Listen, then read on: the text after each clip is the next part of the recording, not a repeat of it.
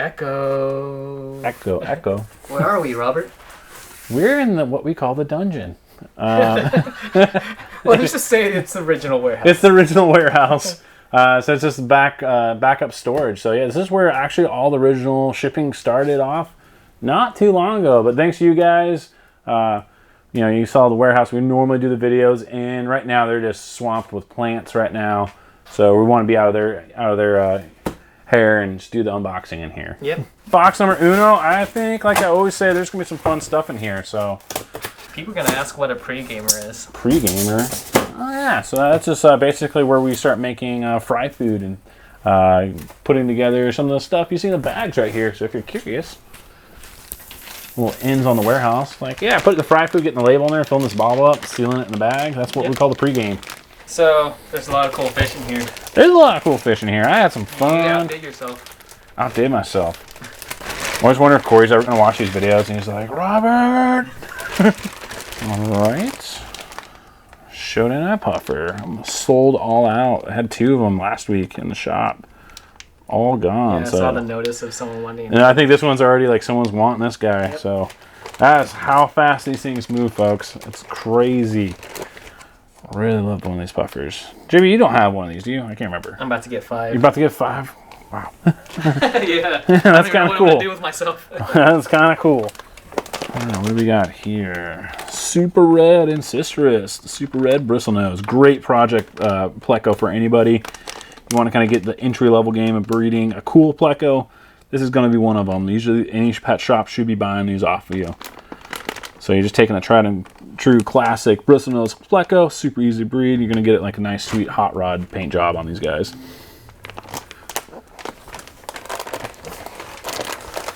Okay, so this is the one fish I was kind of excited for this guy because I've been on a goby kick. So I was really curious to see what these guys look like. When you type in the scientific name on these, they were coming in pretty cool looking, at least on pictures. Can't remember. It's not a Stiphodon species, so I think it's going to be similar to the mountain rock goby. We'll have the scientific name in on description. This is what they're calling the blue marble goby now. I don't know the full name. I just only have the front scientific name, and species is what they're calling them. So it's kind of a bit of a mystery when you order these, how they're going to turn out. But I would probably treat it like we're doing with the mountain rock goby. Pretty well oxygenated water. Probably want to keep it a little bit cooler. Wow. So I think these guys, I'm seeing some signs of good blue on here. So I'm seeing the blue right there. I don't know if the camera's going to pick it up. So I'm hoping these really blew out. Jimmy's a bit of a goby fan too. Yeah, well, you got into it a little bit late, but it's fine.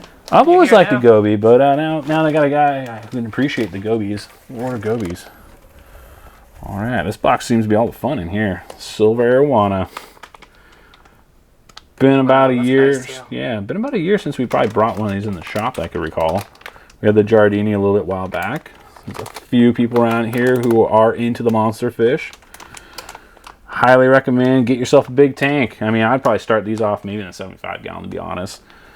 And you want to get into bigger. I mean, like 180 and above. I know a lot of people out there are going to hate saying hearing the 180. That's expensive. It gets expensive, but you want to get bigger. So you might be looking at the plywood tanks. Kind of an interesting project builds there. Another interesting way I've seen some people keep these, and I think these might be the cheaper way, is you get the kind of inflatable pools, like the 500 gallon ones, and then they do like a safety net, like you put around like a trampoline around it. So when these guys hop, they kind of hit the net and they can bounce back in the pool. That's usually how most of these end up kind of dying. Is the tank gets a little too small, and they either hop out of your tank or they kind of like just break their neck when they hit the top. So get yourself as big as a tank as you could get. So we're talking 210 and above.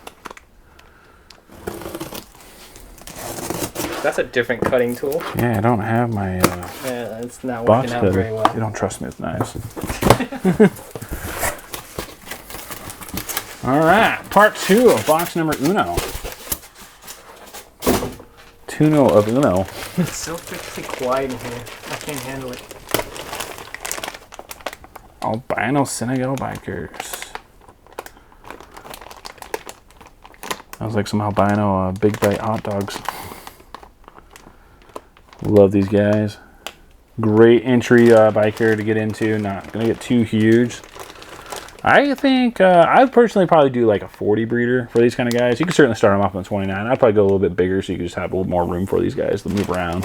Pearl Daniel. Super underrated Daniel. I'm surprised we don't move more of these in the shop. Now, right now, they look kind of like a silver fish in here, like a silver minnow. Got some water leaking. Great fish. See if they kind of get like almost like a blue, and then kind of like matches my shirt, I think. A little bit like a pinkish kind of tone. It's a salmon color. Salmon! Salmon colored.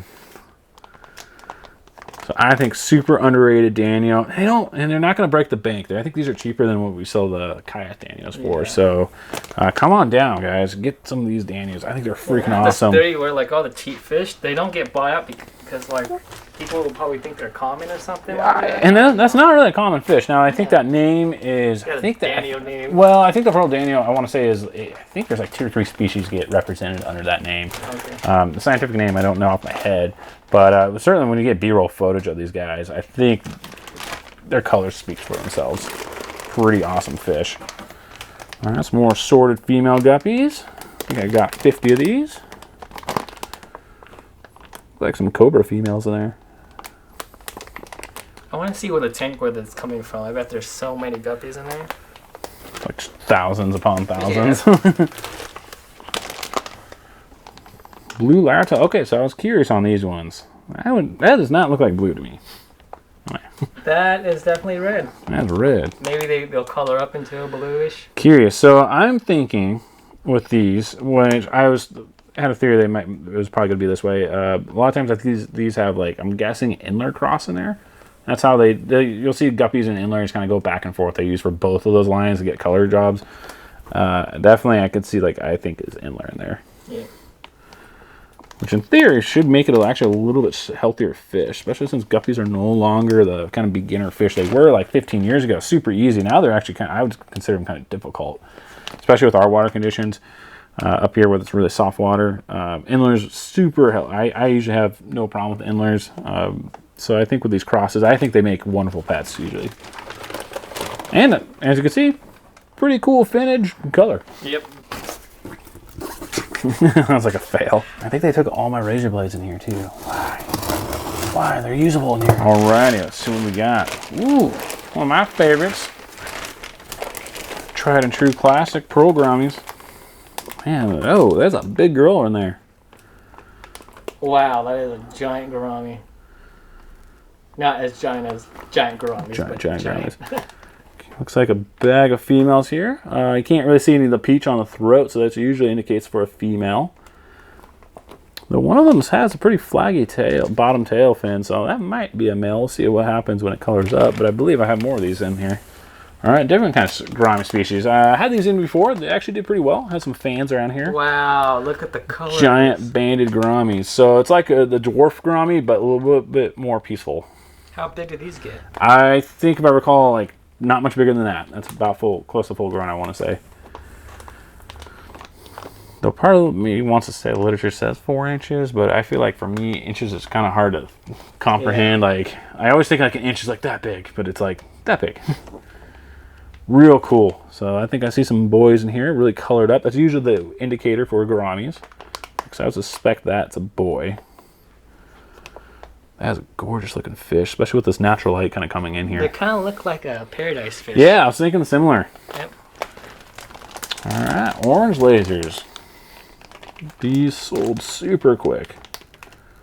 Oh, you already sold the rest of them? I think so. There's 1 or 2 left, but so we need to give them some buddies. Super popular. Kind of a great, I would say, like, I'm trying to think how I would describe these. Kind of like a super red of the Ancistrus, in my opinion. Kind of like always moves. Wow, look at that one. Yeah. Cool fish. All right, what do we got here? Ooh, tiger gobies. Oh. So get your footage now. So we found out with these. They hide. They hide. I already got their B-roll. They burrow into the substrate, and they actually kind of camouflage. So the substrate I actually happened to pick blended in really nice with their color. It was actually really cool. I think it'd be a sweet, like, little specimen tank to do. I gotta tell Bob. Bob wants some. Bob wants some. So these. So a lot of the gobies you've been seeing in our unboxings are kind of what I would say more on the vegetarian diet, though they will kind of go omnivorous in captivity. This is basically a predatorial goby. Well, just by the name, man. Yeah. So they frozen cyclops, any kind of slow floating foods where you're going to get them. If you happen to be hatching brine shrimp or Daphnia, they'll definitely. And their mouths are kind of upwards, whereas the other gobies are downwards. So in the wild, basically they burrow in the ground. Let's just pretend this box is the ground. They're sitting here in the head. Pretend the bag's of food. They just hop up, bam, hit it, and they have to go back into the ground. Very cool. Bandagars.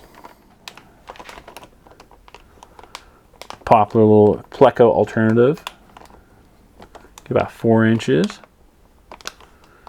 Great for goldfish tanks. I found just in the shop they kind of handle a variety of water temperatures. Overall, I would think of them as a cool water fish, but we've actually found them doing all right in some of the hotter temps. And that's it. That's it for that box. Got the blade from next door. Tuna point tuna. Ooh, let's go with the small bag. These are usually pretty fun. Imperial Ranger plecos. These are starting to gain some traction in the shop, folks. Real cool pleco. I want to see what an adult looks like. Yeah, I mean these babies are like looking amazing, but everyone's liking them so far. I think a few of them have been coming back to try to getting a group going on for these guys. If I recall, I think it's 9 inches full grown for these. So I kind of like to think of them like a fancy common pleco that's a dwarf. All right, what do we got here? Pelvichromis bandori. Oh, that's weird. They put both in the same bag. So it's another one of the wild type Pelvichromis species, as opposed to like the poulture. This is a species I don't think I've brought in. If I can. I like the tail. Yeah. So I want to say these get really pinkish looking. Yeah, I'm interested to see what they look like. Yeah, once they chill out. I'm supposed to put them both in the same bag. Usually they have them like one in each bag. So. Hopefully we got a pair there. That's my intention. Yep. Carrie would be pretty much like any of the other Danahi and brain farting on the other names. Boba. Boba, yep. Black Mr. Snells, not super fun there. I've been having a lot of people breeding these like crazy. I've been seeing some amazing Mr. Snells. So these are actually kind of a fun breeding project. You could do some kind of weird color lines. So I can't buy them, but people have been bringing me like purple striped ones. Yep, I've seen those. Gnarly cool. Woohoo, alright. So this is something we haven't had in the shop for a while. What is Clown loaches. Alright.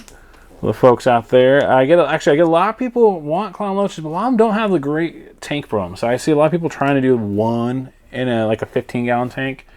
I don't know if you've seen Corey's. They're big. I mean, you're talking, fish that's going to have genetic capability of getting that size. So, and they want to be in groups. So, get yourself a big tank. Like we're talking, like again, 150 and up for those things. Yep.